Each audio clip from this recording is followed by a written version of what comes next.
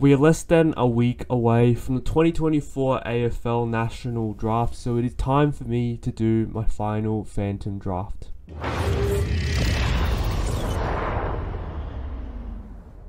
So just to preface this Phantom Draft, there's only one live trade in it because I feel like it is a bit too difficult at the moment to try and predict all the live trades. Obviously, we've gone past trade period and the pick swap period, so a lot of the pick exchanging has already been completed, and all that's left over is all the scenario based pick swapping where clubs will either trade up or trade down for specific players in the draft. So I think that's a bit too hard to predict, so I've only got one trade at the moment, which I'm relatively confident about, but aside from that, all the other trades are too hard to predict, and I feel like if I try to do that, it will just throw everything out of order. So try to keep it simple. So let's just get straight into it.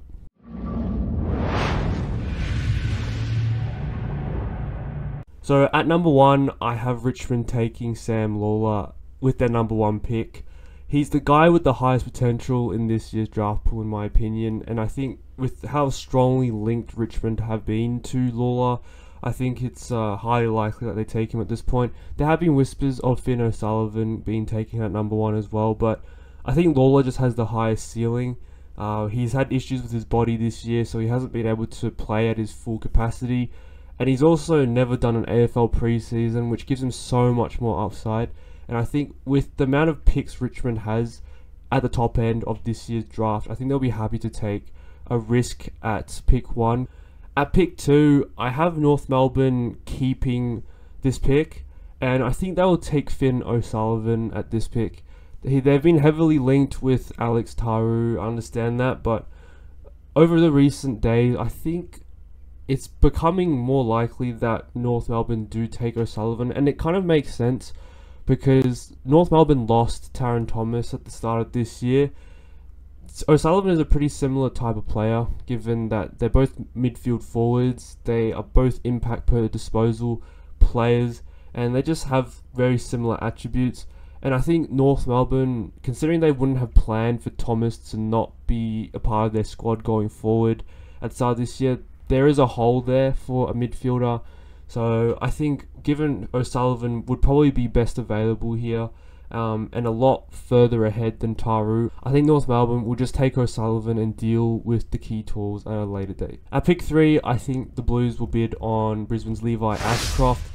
He's probably the most likely to be a 200 gamer in this year's pool. He's been so consistent this year, and I think pick 3 is a reasonable spot for him to be bid on. Could go earlier, but I think Lawler and O'Sullivan are pretty far ahead just because they have higher ceilings than the rest. Then Carlton have their own pick, and I think they'll take Sid Draper at pick 4. Draper has been heavily linked with Carlton the past few days. I think their main target was O'Sullivan, but now that he's gone to North Melbourne, I think they'll settle with Draper. Michael Voss has flown to Adelaide to meet with Draper the past couple of days of the time of recording, so it does seem like Carlton are preparing for the scenario where North Melbourne take O'Sullivan and they are left with Draper, and that's part of the reason why I have North Melbourne taking O'Sullivan at pick 2 as well. So yeah, I think he complements their midfield really well, inside-outside mix, a lot of leg speed and burst, and would complement the likes of Cripps, Hewitt, Chera and Walsh. Pick 5, Adelaide on the clock. Obviously their preference would probably be Draper, but I think they will take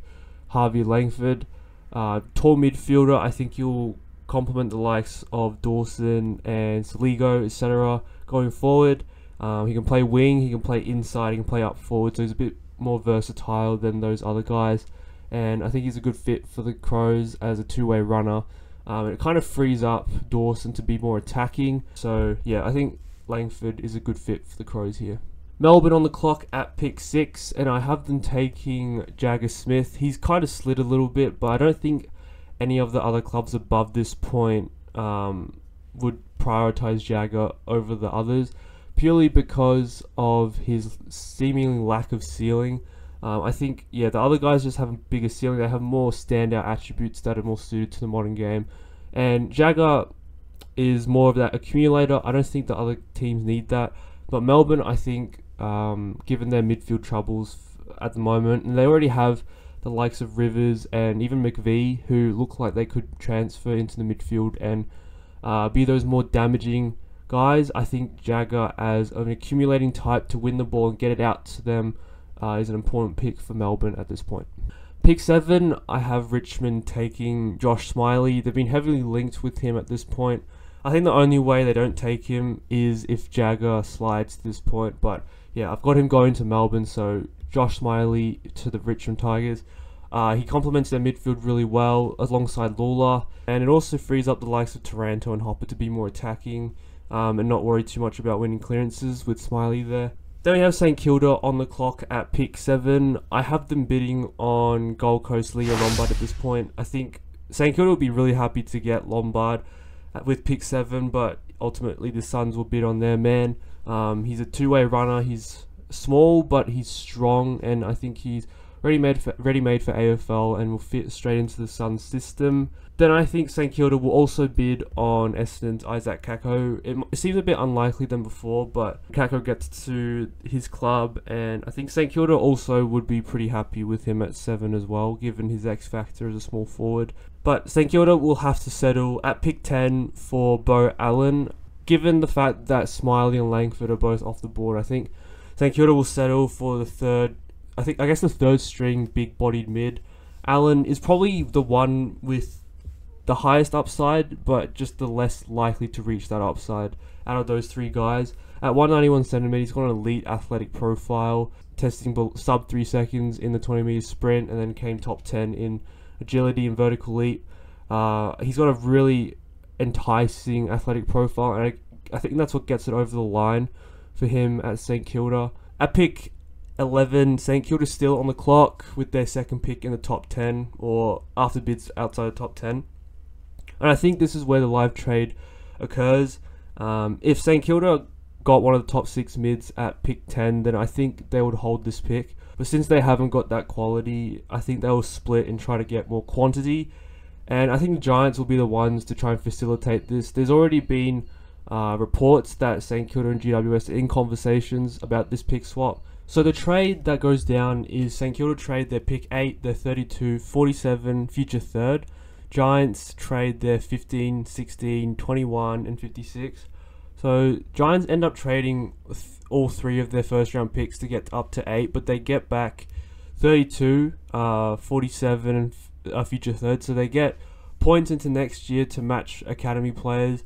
They get points for Logan Smith, and then they also get back a early second round pick that they can use instead of that 21. So essentially it's 8 for 15 and 16, and 32, 47 for 21, and then a future third for 56, and whatever the difference is to make up for from the other kind of trades. 32 I think expected to go out to 34, 47 expected to come into 45, and then 21 is expected to go out to 25, which is why it kind of seems like 32 and 47 for 21 is a bit unders, but 21 does go out to 25.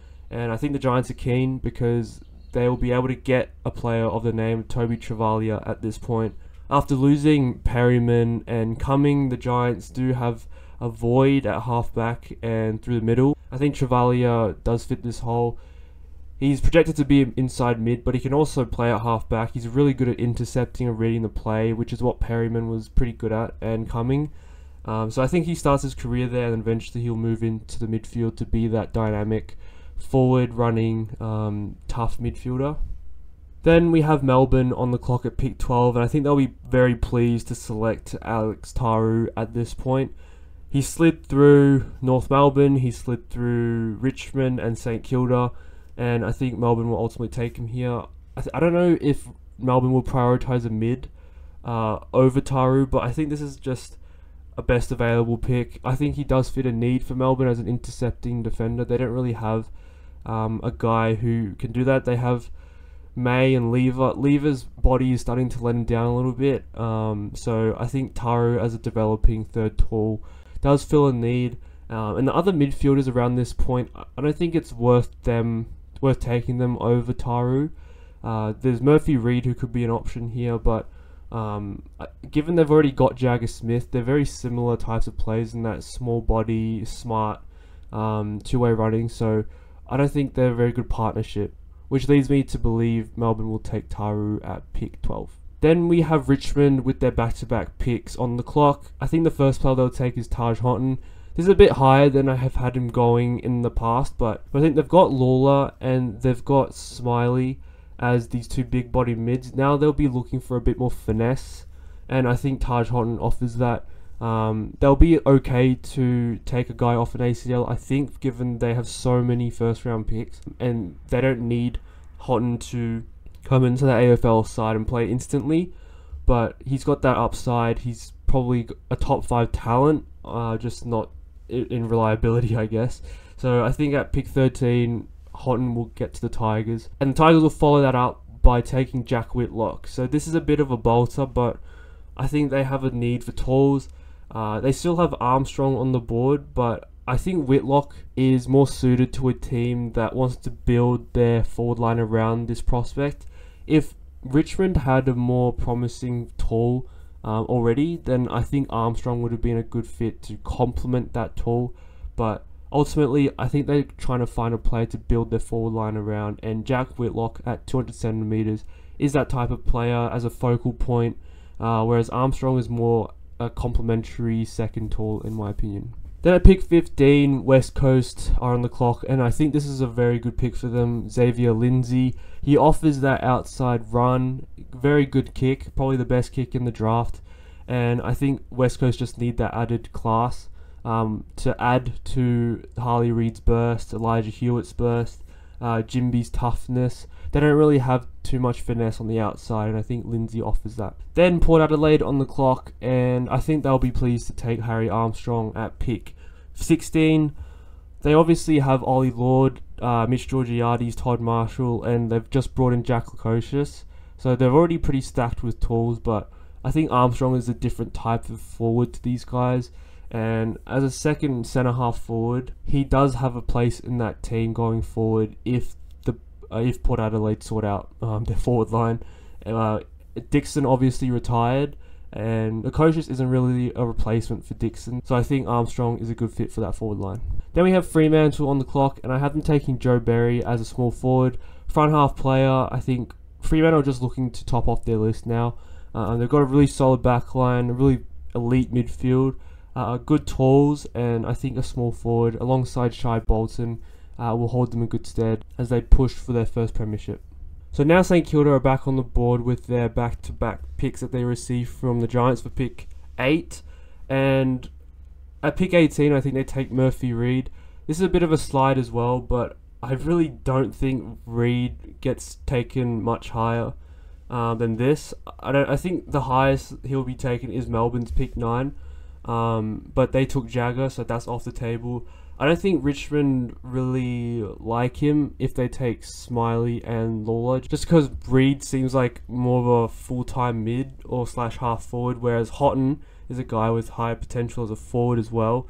And then obviously Talls, and then West Coast are the strongest consideration for Reid, I think, but I think they'll go for Lindsay's kicking rather than Murphy's handballing. And then I think Berry as a front half player for Freo is just a better fit. So Reid ends up sliding to this point, and I think St Kilda will take him. Best available midfielder, I think St Kilda take him and try to complement him with Beau Allen, which I think is a pretty good duo. They have different attributes and they complement each other pretty well, and the rest of St Kilda's midfield. So I think he goes here. And then at pick 19, I think St Kilda follow this up by taking Joe Shanahan. I know there's not a need for key forwards, or young key forwards at least, at St Kilda, but I think St Kilda might see Shanahan as a potential key defender. There have been reports that some clubs see him as a defender, and I do see that as well with his attack on the ball and his ability to read the play. He's got pretty good disposal as well. So with Josh Battle leaving, and St Kilda kind of undecided on what to do with Cam Manidi, whether to play him defence or forward. I think they're leaning forward at the moment, but I think long term he'll go back into defence. But given that uncertainty, I think St Kilda will be happy to take a guy who could play as a third tall at AFL level, and that is Shanahan. Then the Bulldogs are on the clock, and I still have them taking Jesse Otoli, similar to the last draft. I think he just offers so much in their forward half. They need that forward half class. He kind of plays like Steel Sidebottom as that half forward creator, but can also move into the midfield. And I think Datoli does see himself as a midfielder going forward. I think the Bulldogs, wherever he plays, they just need his class. He's dual-footed, and he hits targets, and I think that's something the Bulldogs need in their forward line. Then Richmond are back on the clock at pick 21, and I think they take the slider in Luke Traynor. They've taken two midfielders. They've taken a forward half Houghton, full forward in Whitlock. I think it's time for a key defender, and Traynor being available at this point is an extremely good value pick. I think despite his concussion issues, I think the concussion issues have been overblown, so the fact that he slid to this point is a bargain for Richmond, as if they needed any more of an advantage in this year's draft. But yeah, Traynor I think fits their back line really well. They obviously have Gibkiss. I think he's a centre half back, and then Bolter obviously on that 7-year deal as their fullback. So Traynor, Bolter and Gibkiss as their back line I think has a lot of potential, and I think the Tigers will be happy to take him at 21. Then Sydney are on the clock at pick 22. I have them bidding on Brisbane's Sam Marshall. I think Marshall is a late first round prospect, so some people think he's a second rounder, but I think he did enough in that grand final to certify himself as a first round pick, and I think the Swans would be happy to bid on him. They've been known for screwing other clubs over by bidding on their players, so I think the Swans will do it at this point, and Brisbane will match it. He'll add a more outside midfielder than Ashcroft, but either way, just more midfield talent for the Premiers. Then the Swans have their own pick, and I think they'll take Matt Whitlock as a key position player. Given they made the grand final, they obviously have a really strong list already, and I think the only hole in their list at the moment is a young developing key defender. They have guys like Aaron Francis, Lewis Melican had a good season, but these guys won't be around for that long, I suspect, and Rampy as well, who's close to retirement. So I think Whitlock as a fullback is just the perfect fit for the Swans. Then Richmond back on the clock with pick 24, and I have them taking Oliver Hannaford at this point. Another forward half player, a bit more different to Houghton. I think Houghton's more classy, Hannaford's more pressure, and he can also move into midfield too.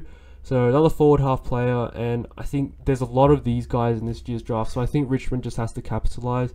Forward half players usually the game winners, and I think it's a perfect time for Richmond to try and stock up on those types of players. Pick 25, St Kilda back on the clock. This is originally GWS's pick, but after that live trade, St Kilda have it, and I think they'll take Cooper Hines, 190 centimetre mid forward. I think he has a lot of power and burst, and given St Kilda have taken Bo Allen as kind of a similar player, but I think he'll start at half back. Reed as the more classy midfielder, and now Hines as a more forward mid. I'm not sure if Hines will make it as a full-time midfielder, but as a forward he could easily become a kind of a Will Hayward type. St Kilda did lose Tim Membry as a third tall. I think Hines can kind of play as a pseudo tall as well. And now we're at the end of round one. Sydney and Richmond with 2 picks here, and I think the Swans take Jonty Fall with pick 26. So they've obviously taken the fullback in Whitlock. I think they'll take Fall as a full forward or centre half forward at 26. They have Amadi, they have McLean, and they have Logan McDonald. None of those guys are stars of the competition by any means. They do have potential, but I don't think the Swans can bank on the potential. I think they just need to try and get another guy in to develop with those guys, and Fall is the perfect player. Because if those guys do succeed, Fall can complement them. He's not really a focal point. Whereas those guys, I think, Amadi and McDonald, those guys are the focal points. At pick 27, Richmond on the clock again, and I've got them taking Alex Dodson as a ruckman. They've got Nane Curvis getting a bit older. They don't really have any other, I guess, reliably talented young ruckmen. And Dodson being the best ruckman in this year's draft, he's got a bit of Rowan Marshall about him in being able to accumulate the ball around the ground. Tim English as well. And he's got a really good amount of ruck craft as well, being able to tap it straight to his midfielders. So I think under Nank, it's the perfect kind of mentorship for him to undergo. So that is the end of the first round, and that does draw a close to this first part of the Phantom Draft. I'll post a second video with all of the second, third, fourth, fifth round picks, but the first round is done. Let me know what you guys think in the comments below. I think there's going to be a bit of controversy around the St Kilda trade, and as I've said every time, like, this is trying to indicate the ranges for each player rather than specifically where each player will go. I've tried my best to try and allocate players to the most suitable club, but obviously I can't do that perfectly. So if you guys disagree with me, let me know in the comments. Leave a like on the video, subscribe to the channel, and I'll see you guys in the next video.